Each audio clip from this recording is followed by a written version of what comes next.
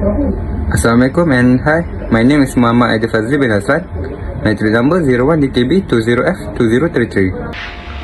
Hi, my name is Muhammad Nur Hazim bin Mahmud. My metric number is 01DKB20F2021. Hi, Assalamualaikum. My name is Muhammad Aizat bin Raslan and my matrix number is 01DKB20F2023. Hi, my name is Muhammad Al-Zuhaimi bin Osman and my matrix number is 01DKB20F2029. Hi and Assalamualaikum. My name is Muhammad Shazwal Adhar bin Sharizal and my matrix number is 01DKB20F2020. Today we are going to present about the objectives of Basel Regulatory Framework, and I will start with the introduction. So the introduction of the Basel Regulatory Framework.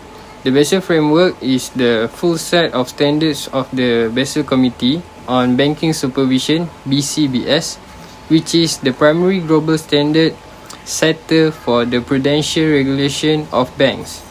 The membership of the BCBS has agreed to fully implement these standards and apply them to the internationally active banks in the jurisdiction.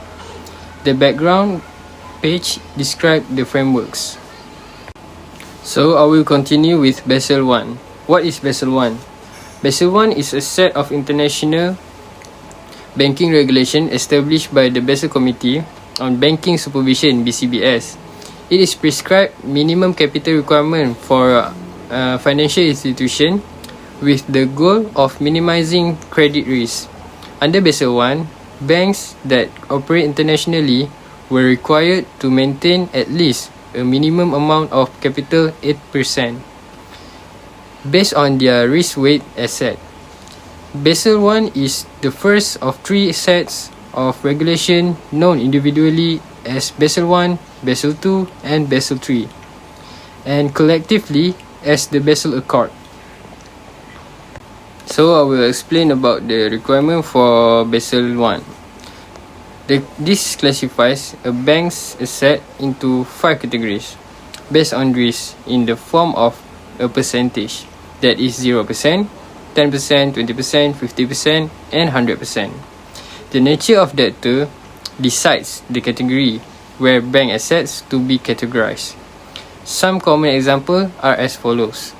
0% category comprises of the central bank, cash, government debt, a home country debt like treasuries, and any OECD government debt.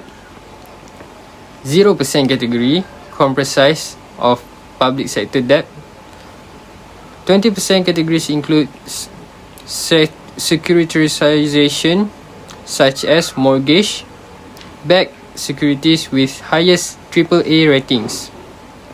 50% include residential mortgage, municipal revenue bonds. 100% includes most corporate debt and private sector, debt real estate sector, non-OECD bank debt where maturity terms is over a year.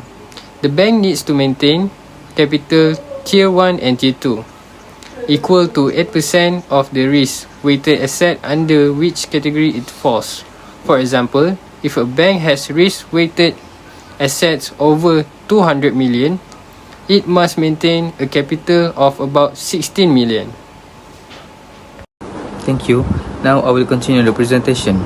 Basel II is a set of international banking regulation first released in 2004 by the Basel Committee on Banking Supervision. It expanded the rules for minimum capital requirements established under the Basel I. The first international regulatory accord provided a framework for regulatory supervision and set new disclosure requirements for assessing the capital adequacy of banks. In Basel II, they are using a three concept which is Pillar 1, Pillar 2 and Pillar 3. So I will explain more about Pillar 1 and Pillar 2 in the next slide.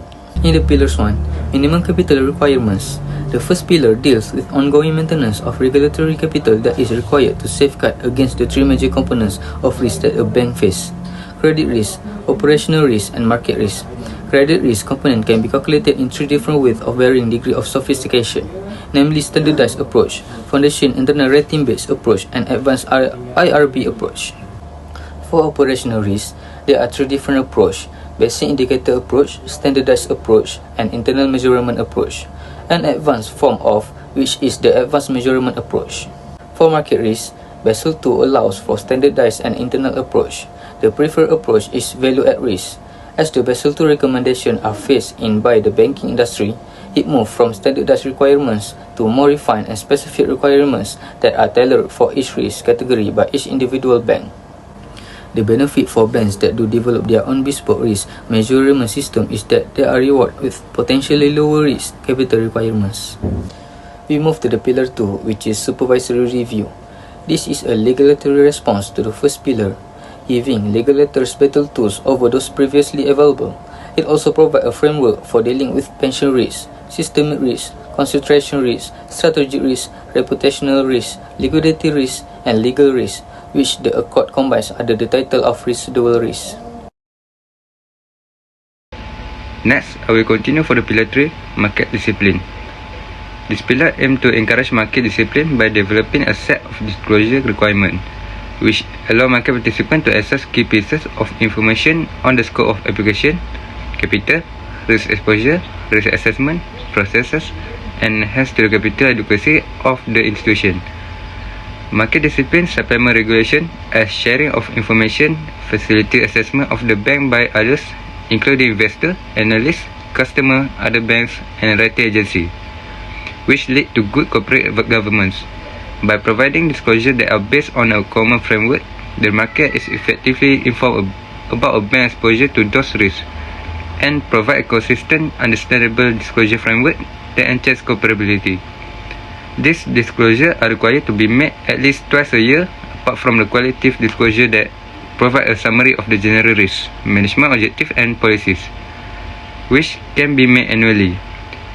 Institutions are also required to create a formal policy on what will be disclosed and control around them, along with the validation and frequency of these disclosures.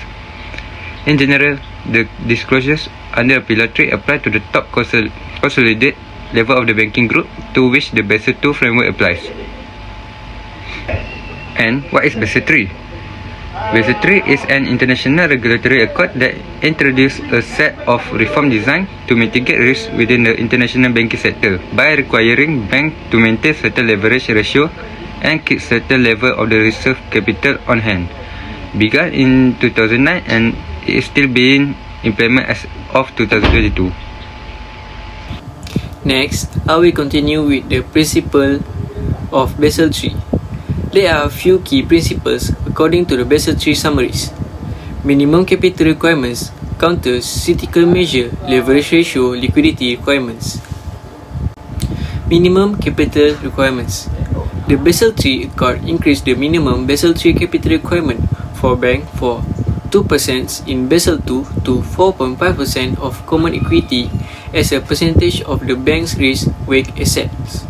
This is also an extra 2.5% buffer capital requirements that brings the total minimum requirements to 7% in order to the Basel compliance. Banks can use the buffer when they face financial stress, but using the buffer can lead to even more financial constraints when paying dividends. Counter-cyclical measure. In 2015, the Tier 1 capital requirements increased from 4% in Basel II to 6% in Basel III. The 6% include 4.5% of common equity Tier 1 and an additional 1.5% of additional Tier 1 capital. The requirements were originally meant to be implemented start in 2013, but banks now have until January 1, 2022 to implement the change. Leverage ratio.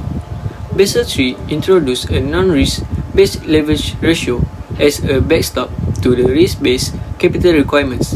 Banks are required to hold a leverage ratio in excess of 3%, and the non-risk-based leverage ratio is calculated by dividing Tier 1 capital by the average total consolidated asset of the banks. The Federal Reserve Banks of the United States fixed that leverage ratio at 5% for insured bank holding companies and at 6% for systematically import financial institutions in order to confirm the requirement.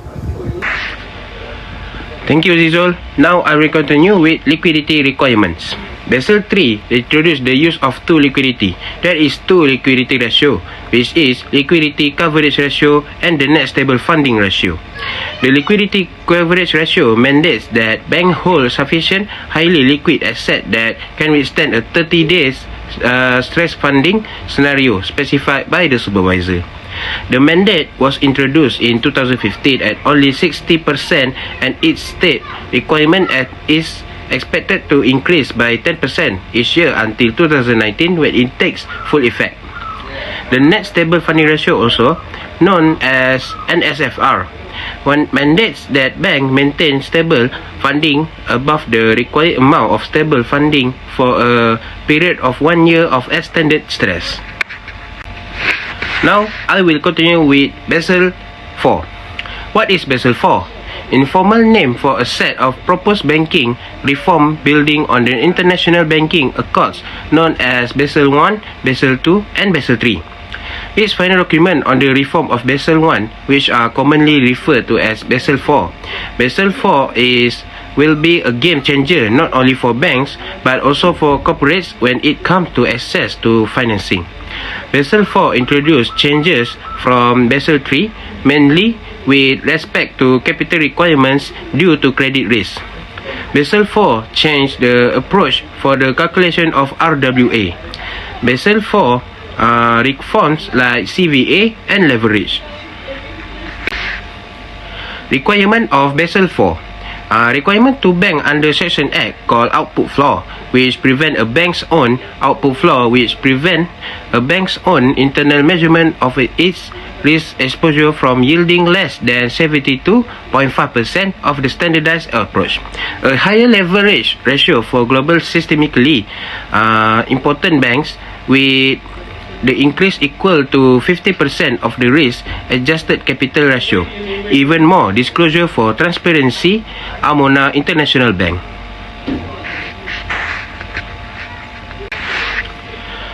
Thank you for watching.